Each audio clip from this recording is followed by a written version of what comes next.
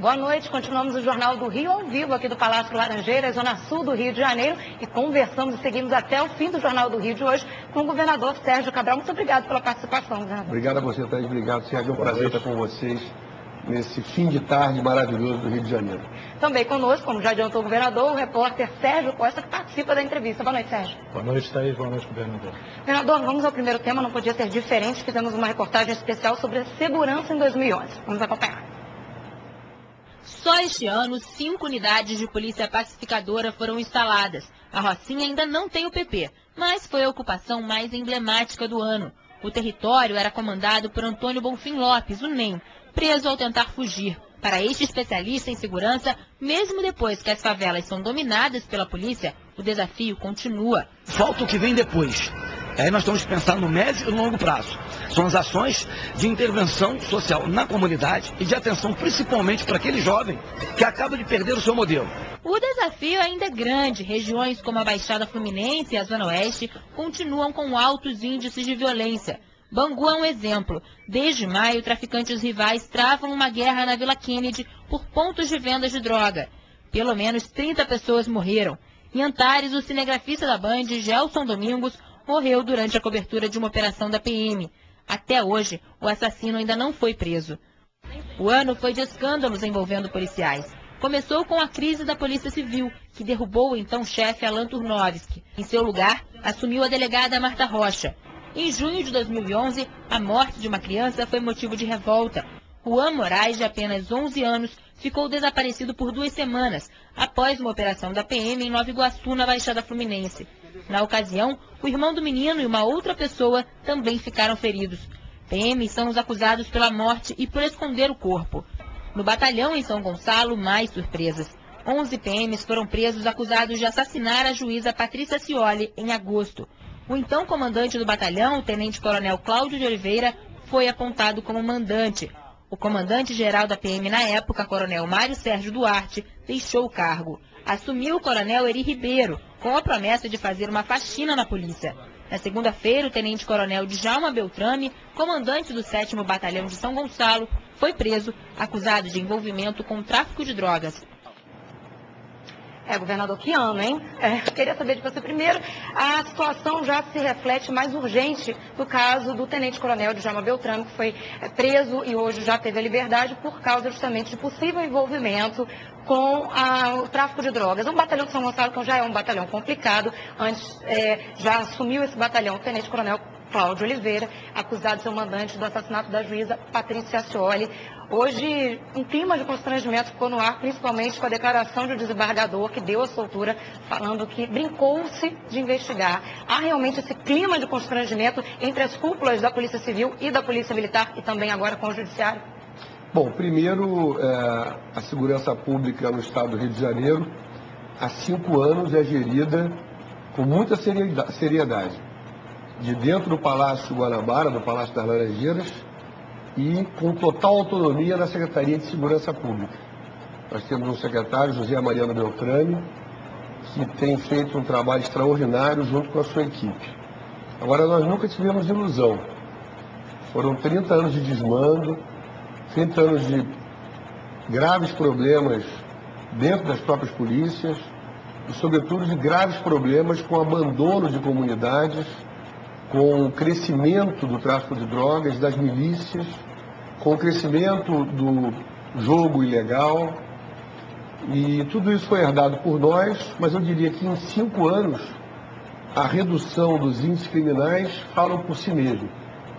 A pacificação de comunidades fala por si mesma. A prisão de milicianos, que foi de 4 em 2006, já chegamos a mais de 1.000.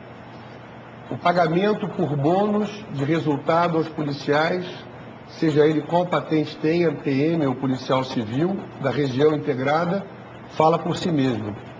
O combate à má conduta interna fala por si mesmo. Agora, é claro que nós temos desafios muito grandes, muito sérios. Essa batalha se encontra no 5º ano. A população me reconduziu no primeiro turno, com quase 70% dos votos, para dar continuidade. O meu compromisso é, em 2014, entregar um Estado muito melhor do ponto de vista da segurança do que eu encontrei em 2007. Agora, governador, com 2 afastamentos de comandantes que não eram do batalhão de São Gonçalo, fica a pergunta de que a gente precisa pensar mais do que nunca na instituição. O senhor tem um desafio aí de traçar um novo perfil, onde encontrar um oficial que vai conseguir mudar essa situação de escândalos no batalhão de São Gonçalo.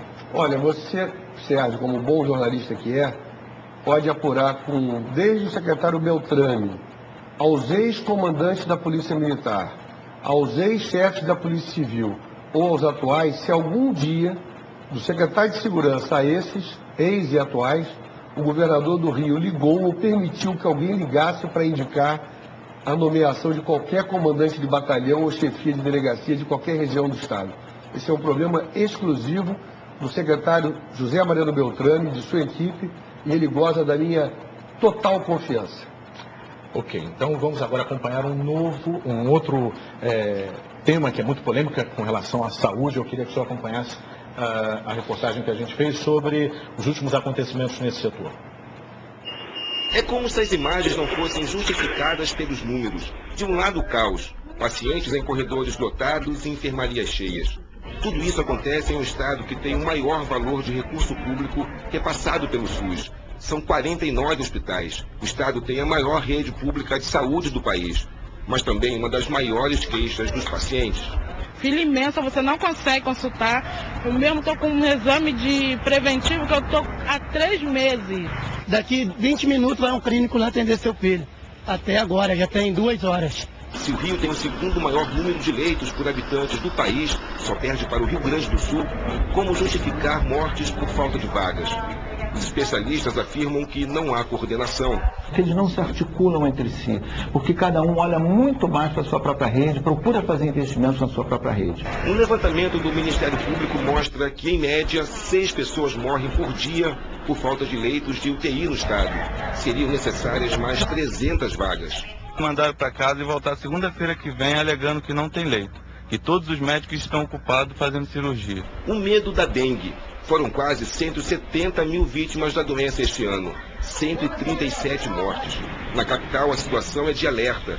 Foi identificada a entrada do tipo 4 aqui no Rio de Janeiro. Ninguém apresenta padrão de imunidade para esse tipo de vírus. Portanto, o risco de epidemia, ele permanece. Foi um ano onde a falta de estrutura ficou mais evidente.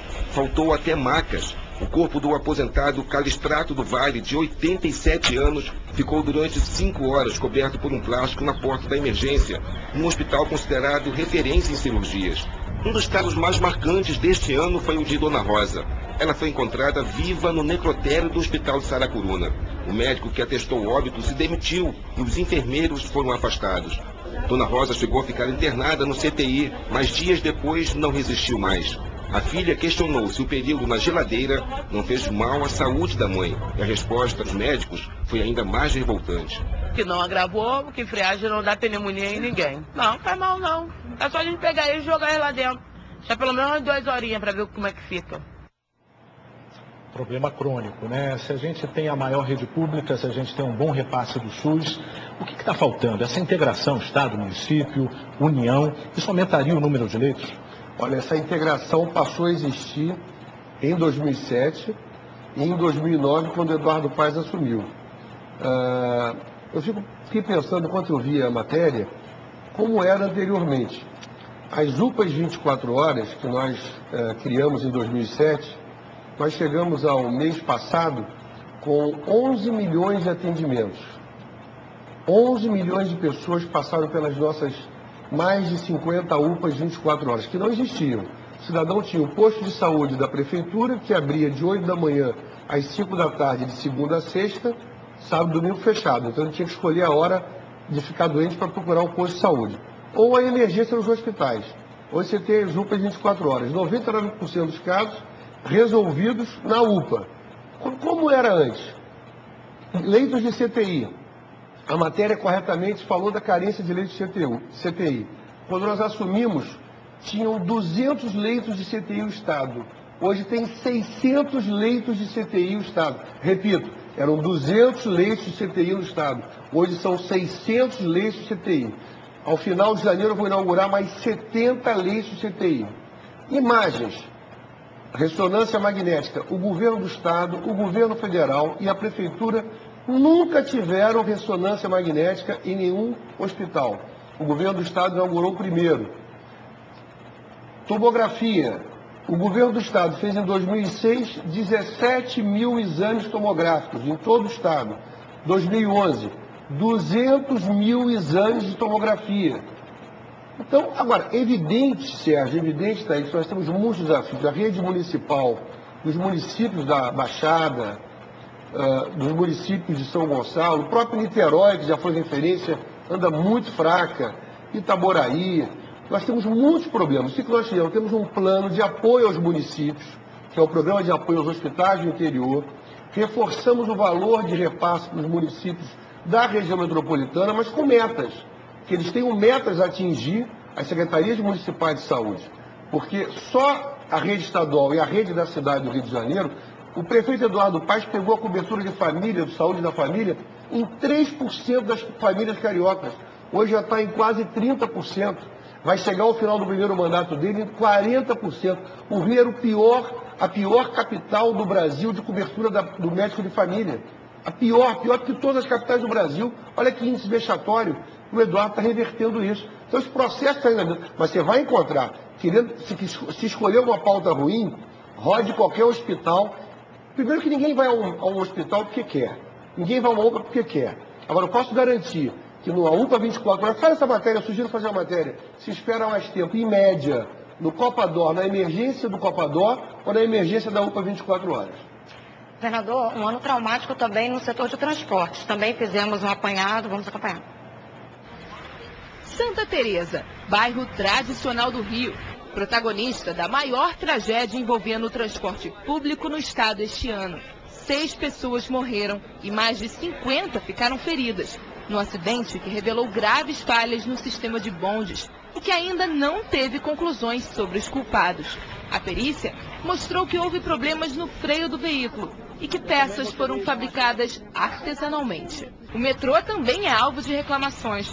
Fernando McDowell participou do projeto da construção do serviço, que hoje sofre com a superlotação. Você pega uma linha 1, que está prevista operar com 90 segundos de intervalo com trens de 6 carros. De repente se vê com 5 carros, não com 6. Se vê não com 4 minutos, mas se vê com 6 minutos e meio.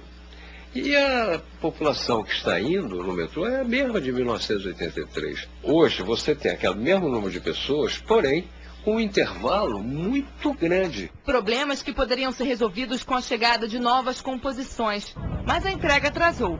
Os 19 trens que deveriam ter começado a circular no ano passado só vão chegar em março de 2013. E se o metrô tem superlotação, nos trens o problema é a manutenção, ou melhor, a falta dela. Em 2011, as imagens de passageiros andando na linha férrea se tornaram constantes.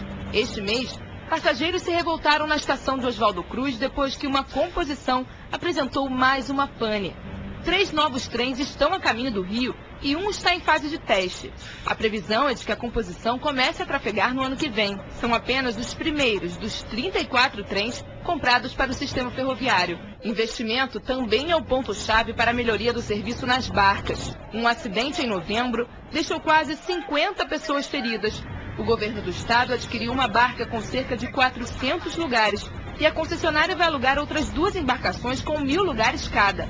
Todas devem começar a operar no início do ano que vem. O governo tem que partir do princípio que ônibus, metrô, trem, barcas não podem guiçar.